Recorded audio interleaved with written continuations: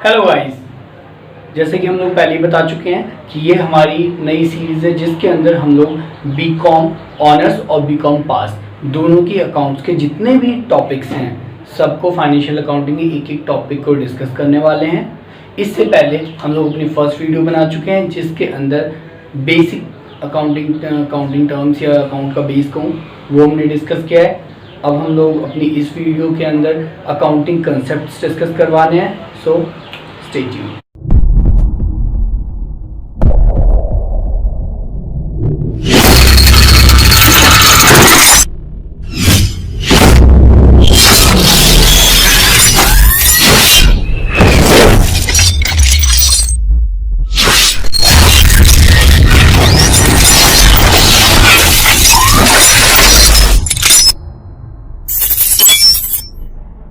अपना next topic है accounting concepts. अभी अकाउंटिंग कंसेप्ट्स होते क्या हैं यार, देखो अकाउंट्स करने के लिए कुछ बेस प्रोवाइड किया गया है हमें, जिसके बेसिस पे अकाउंट्स की जो साइंस है, जो लॉजिक है, वो सारे के सारे अप्लाई करे जाते हैं। तो वो क्या है हमारे लिए अकाउंटिंग कंसेप्ट्स। अब जहाँ कहीं भी अकाउंटिंग हो रही होगी, चाहे वो कोई सी भी फर्म होगी, वो इन्हीं अकाउंटिंग प्रिंसिपल्स या अकाउंटिंग कंसेप्ट्स के बेसिस पे ही काम करेगी। अगर ये उसको वॉयलेट करती है तो उनकी अकाउंटिंग ट्रू एंड फेयर नहीं मानी जाएगी। अब अगर मैं इसके अंदर बात करूँ कि अकाउंटिंग कंसेप्ट्स होते कौन कौन से हैं, तो पहला आता है इसके अंदर entity concept, money measurement concept, going concern concept, dual aspect concept, periodicity concept, cost concept या इसी को हिस्टोरिकल कॉस्ट कंसेप्ट भी बोलते हैं। नेक्स्ट क्या है revenue recognition concept, next accrual concept. अब इन सब के बारे में थोड़ा बहुत जान लेते हैं जो आपको एग्जाम में अगर ये आते हैं, क्योंकि ये करीब 4-5 नंबर की इनकी डेफिनेशन आ जाती है ऑनर्स के अंदर कई बार। तो बात करते हैं एंटिटी कंसेप्ट। एंटिटी कंसेप्ट क्या कहता है हमसे कि बिजनेस और बिजनेस को चलाने वाले दो अलग अलग लोग हैं। हमें मालूम है यार, मैं ट्यूशन पढ़ा रहा हूँ, मेरा काम है, तो यहाँ पे जो भी काम हो रहा है वो मेरा ही है और मैं इस काम का ही हूँ, मैं इसी से चलता हूँ। तो हम दोनों को अलग अलग कहना गलत होगा। लेकिन क्या है कि अकाउंटिंग कंसेप्ट में ये जो एंटिटी कंसेप्ट इंट्रोड्यूस किया गया, इसके पीछे एक लॉजिक था। ये लॉजिक क्या था, पहले क्या होता था ना, लोग अपने पर्सनल खर्चों को भी अपने बिजनेस का खर्चा दिखा दिया करते थे। अपने पर्सनल खर्चों को भी बिजनेस का खर्चा ये कह के दिखा देते थे कि यार मेरा ही तो खर्चा है और मैं बिजनेस के साथ हूँ, तो एक ही खर्चा है। तो खर्चे बढ़ जाते हैं जिसकी वजह से प्रॉफिट की अमाउंट रिड्यूस जाती थी और जो टैक्स पे करना होता था वो कम हो जाता था। इस वजह से गवर्नमेंट ने क्या कहा कि नहीं, आप और आपका बिजनेस दो अलग अलग लोग हैं, इसके लिए अलग से एक कंसेप्ट डाला गया, अकाउंटिंग एंटिटी कंसेप्ट। नेक्स्ट बात करते हैं money measurement concept. Money measurement concept क्या कहता है, देखो अकाउंटिंग के बारे में ड्रॉबैक में हम ऑलरेडी डिस्कस कर चुके हैं कि यार जो अकाउंटिंग है ना, सिर्फ उन्हीं चीज़ों की बात करता है जिसके अंदर पैसा इन्वॉल्व हो। जहाँ पैसा नहीं है वहाँ उसकी बात अकाउंटिंग नहीं करता। तो मनी मेजरमेंट कंसेप्ट इसी चीज़ को बताता है कि सिर्फ उन्हीं चीज़ों का डिस्कशन अकाउंटिंग में होगा जिनमें मनी इन्वॉल्व होगी, जिसमें नहीं है उसकी बात नहीं करनी। नेक्स्ट है गोइंग कंसर्न कंसेप्ट। देखो चाहे छोटा सा चाय की स्टॉल हो या बहुत बड़ा कोई बहुत बड़ी कंपनी, एयरलाइंस हो, कोई सी भी कंपनी हो, हर किसी की जो स्टार्टिंग होती है ना, स्टार्टिंग करने टाइम कभी कोई इंसान ये नहीं सोचता कि अगले 1 साल बाद 2 साल बाद से बंद करूँगा। हर कोई क्या सोचता है, अभी स्टार्टिंग पेट में शुरू करूँगा, हो सकता है कुछ टाइम तक बिजनेस ना चले, फिर उसके बाद थोड़ा बहुत चलेगा, फिर अच्छे से चलना शुरू होगा, फिर उसके बाद मैं क्या करूँगा, अपने अलग अलग आउटलेट स्टार्ट करूँगा, 2 जगह 4 जगह 10 जगह ब्रांचेस खोलूँगा और बिजनेस को एक्सपेंड करूँगा। कभी कोई ये नहीं सोचता कि आज चलाऊँगा, 2-4 महीने बाद इसे बंद कर दूँगा। सिर्फ एक ही एक्सेप्शन है इसका, जॉइंट वेंचर, उसकी बात बाद में। तो यार गोइंग कंसर्न क्या कहता है कि बिजनेस जो है वो चल रहा है, चलता रहेगा इन फ्यूचर भी। बिजनेस जो कभी बंद होगा या कंपनी जब कभी बंद होगी तो सिर्फ और सिर्फ एक वाइंडिंग अप जो कंपनी गवर्नमेंट एक्ट की तरफ से बंद करा जाएगा तभी ये बंद होगा, अदरवाइज नहीं होगा। क्योंकि कंपनी जब कोई पैदा होती है तो भी एक लीगल प्रोसीजर के थ्रू पैदा होती है और जब बंद होती है तो भी लीगल प्रोसीजर इनकी वाइंडिंग अप के थ्रू बंद होगी। नेक्स्ट है हमारे पास ड्वेल एस्पेक्ट प्रिंसिपल या कंसेप्ट। ड्वेल एस्पेक्ट में क्या है, देखो यार हम लोग जो अकाउंटिंग पढ़ रहे हैं हम लोग डबल एंट्री सिस्टम को फॉलो करते हैं और डबल एंट्री सिस्टम में क्या है, हर चीज़ के 2 एस्पेक्ट होते हैं, एक डेबिट और दूसरा क्रेडिट। तो इसी चीज़ के लिए ये ड्वेल एस्पेक्ट कॉन्सेप्ट है। नेक्स्ट क्या है पीरियोडिसिटी कंसेप्ट। अब ये पीरियोडिसिटी का क्या मतलब है यार, सोच के देखो, अगर हम गोइंग कंसर्न को फॉलो करते हैं कि बिजनेस चल रहा है, अगर मैं कहता हूँ मैं चल रहा हूँ, तो क्या मैंने कितना डिस्टेंस कवर कर पा रहा हूँ, मैं मेजर कर पाना पॉसिबल है, मैंने कितना डिस्टेंस कवर कर लिया, नहीं है ना। क्योंकि जब तक अगर मैं कहता हूँ मैंने 100 कदम चल लिए, तो जितनी देर में मैं बोलूँगा कि मैंने 100 कदम चल लिए, उतनी देर में 2 कदम और चल दूंगा, तो कभी मैं प्रॉपर नहीं बता पाऊंगा। तो इस चीज़ के लिए ऐसे बिजनेस में भी था कि अकाउंटिंग भी जब हो रही है, हमने कह दिया यार हमारा आज तक का प्रॉफिट जो है वो सम 50,000 60,000 जो भी है, अचानक से तुरंत हम कोई और काम करते हैं, उससे 10 रुपये का और प्रॉफिट आ गया। तो ऐसी सिचुएशन में क्या होगा यार, हम कभी भी ट्रू एंड फेयर पोजीशन नहीं बता पाएंगे।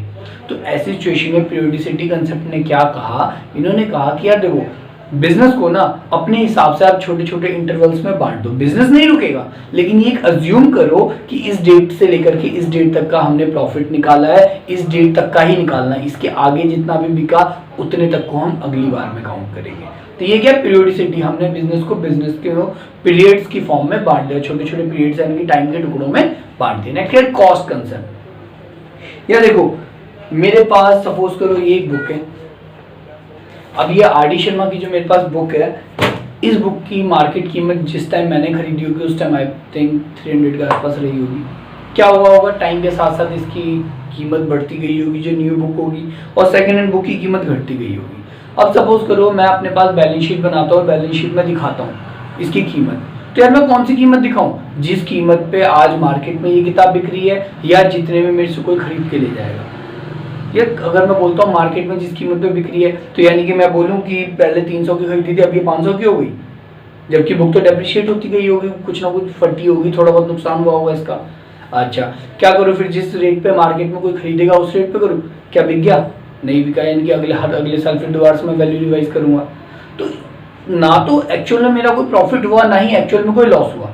तो इस चीज़ से बचने के लिए हम किस वैल्यू को रिप्रेजेंट करें, हम हिस्टोरिकल कॉस्ट कंसेप्ट का यूज़ करते हैं। हम लोग क्या करते हैं कि जिस कॉस्ट पे इसको परचेज किया था वही कॉस्ट बुक के अंदर दिखाते रहते हैं, वो क्या कहलाती है हमारी कॉस्ट कंसेप्ट या हिस्टोरिकल कॉस्ट कंसेप्ट। नेक्स्ट है हमारे पास रेवेन्यू रिकॉग्नाइजेशन कंसेप्ट। यार देखो ये टोटली बेस्ड है ऑब्लिगेशन के ऊपर, कब पार्टी की लायबिलिटी बन जाती है हमें पे करना, जिस टाइम से पार्टी की लायबिलिटी बन जाएगी हमें पे करना, उस टाइम हम मान लेंगे कि रेवेन्यू हम लोगों ने अर्न कर लिया और उसे हम अपने यहाँ रेवेन्यू की फॉर्म में रिकॉर्ड कर लेंगे। लाइक अगर मैंने किसी को कोई सामान बेच दिया तो यहाँ पे सामान वो ले जा चुका है, भले ही उसने पेमेंट करी हो ना करी हो, अब ये उसकी ऑब्लिगेशन बन चुकी है कि वो मुझे पे करेगा।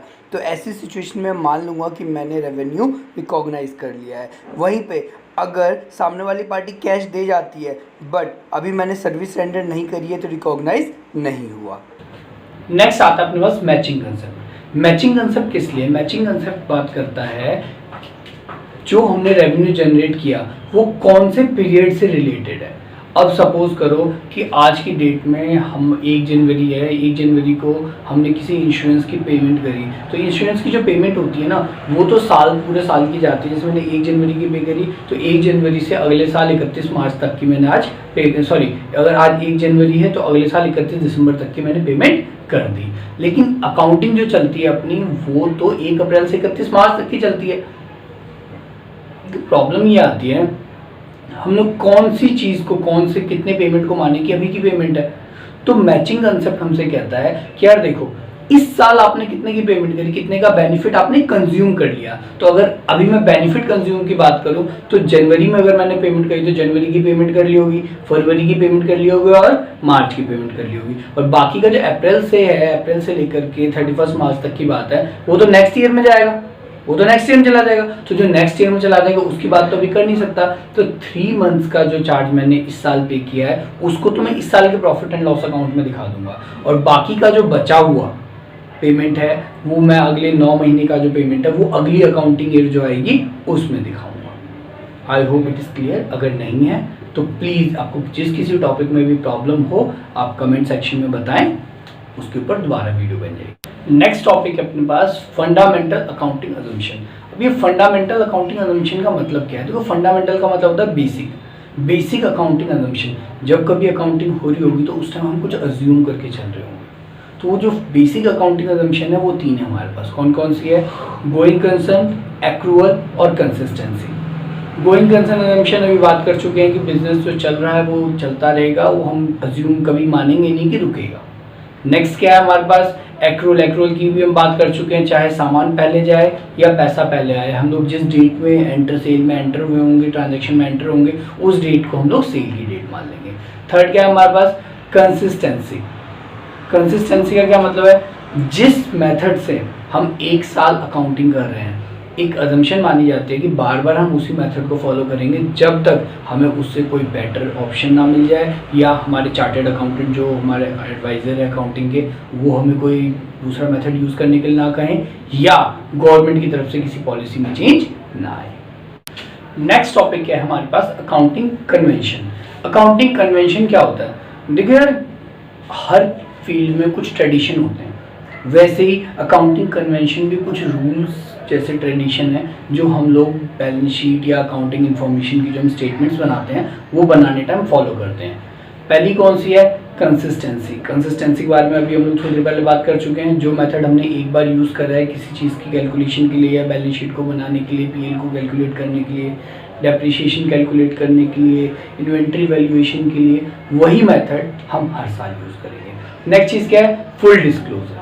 फुल डिस्क्लोजर क्या होता है, देखिए अगर किसी ने हमारे बिजनेस में पैसा डाला है, हमारे इन्वेस्टर्स ने, तो ऑब्वियसली बात है यार, अगर उसकी जगह हम भी होते तो हम भी जानना चाहते कि हमारे पैसे का कहाँ कहाँ क्या क्या यूज़ हुआ, पूरी डिटेल में जानना चाहते हैं हम भी। तो वही चीज़ है, फुल डिस्क्लोजर प्रिंसिपल भी उनसे यही कहता है कि सारी इन्फॉर्मेशन आप डिटेल में बताएं। नेक्स्ट है हमारे पास कन्वेंशन ऑफ मेटलिटी। मेटलिटी जस्ट इसका एक्सेप्शन, एक्सेप्शन मतलब उल्टा है। यार सोच के देखो, मेटलिटी क्या कहना चाहती है, मेटलिटी कहती है कि सामने वाले को वो इन्फॉर्मेशन जो उसके मतलब क्या है। अब सपोज करो मैं अंबानी हूँ, अंबानी के पास आता है उसका पीए और उसे बताता है सर आज हमारी दिल्ली वाली ब्रांच में 50 रुपये का कोई वास था वो टूट गया, 500 रुपये का वास टूट गया, अरे 5000 का वास टूट गया। अंबानी का क्या कहना हुआ, ये भी इंफॉर्मेशन क्या इतनी रेलेवेंट थी जो आप मुझे बता रहे हो, नहीं ना, मुझे वो इन्फॉर्मेशन दो जिससे मुझे फ़र्क पड़े। तो वैसे ही ये जो मेटलिटी प्रिंसिपल है ना, ये कहता है कि यूज़र्स को वो इन्फॉर्मेशन दो जो उसके लिए रेलेवेंट हो, वो इन्फॉर्मेशन मत दो जो उसके लिए इरेलेवेंट हो। और फुल डिस्क्लोजर क्या कह रहा था, सारी इन्फॉर्मेशन दो। देखो सारी इन्फॉर्मेशन से मतलब ये नहीं कि यूजलेस इन्फॉर्मेशन करके आप खाली शीट मोटी कर रहे हो। फुल डिस्क्लोजर से मतलब है सारी इन्फॉर्मेशन, मतलब वो सारी इन्फॉर्मेशन जो उसके लिए रेलिवेंट है, जहाँ जहाँ उससे उसकी इन्वेस्टमेंट डिसीजन को जिन चीज़ों से फर्क पड़ता है। नेक्स्ट क्या है, कंजर्वेटिज्म। देखो कंजर्वेटिज्म का क्या मतलब, इसी का दूसरा नाम प्रूडेंस भी होता है। कंजर्वेटिज्म अपने आप को कंजर्व रखना। कंजर्व का क्या मतलब है, देखो यार सपोज करो हमारे टीचर्स ने हमें एग्जाम्पल दिया था, मैं आपको दे रहा हूँ। कंजर्वेटिज्म का क्या मतलब है, सपोज करो आज आप लोग ग्रेजुएशन में हो, मैं कहता हूँ आज से 3 साल बाद आपकी ग्रेजुएशन खत्म होगी ना। तो सपोज करो आपको अपने कोई बिजनेस सोच रखा है कि समथिंग बिजनेस करना, उसके लिए मान लो 10 लाख की ज़रूरत पड़ने वाली है। तो अपने पापा को आप आज ही बता दोगे कि पापा 3 साल बाद ना मुझे 10 लाख रुपए की ज़रूरत पड़ेगी, मैं ये बिज़नेस करना चाहता हूँ, प्लीज़ 3 साल के अंदर कोशिश करना कि अरेंज कर पाओ। आज ही बताना चाहोगे, मेरा ख्याल है ऐसा। चलो, लेकिन वहीं पे आप लोग को सबको मालूम है ना कि आप लोग ग्रेजुएशन कर लोगे, 3 साल बाद आप लोग ग्रेजुएट हो जाओगे। तो एक काम करते हैं, आज पार्टी करते हैं, निकालो पार्टी दो मुझे। तो पॉसिबल नहीं है ना। क्या कहोगे, भैया पास तो हो यार, पहले पास हो जाने दो, रिजल्ट आने दो, फिर बात करेंगे। क्यों, यही है कंजर्वेटिज्म। कंजर्वेटिज्म कहता है जहां कहीं आपका कोई खर्चा होने वाला है या नुकसान होने वाला है तो उसके लिए तो पहले से प्रोविजन बना के चलो, रिजर्व बना के चलो, लेकिन इन फ्यूचर अगर पहले आपका कोई प्रॉफिट होने वाला है तो उसके लिए पहले से सोच के मत बैठो। बस यही है।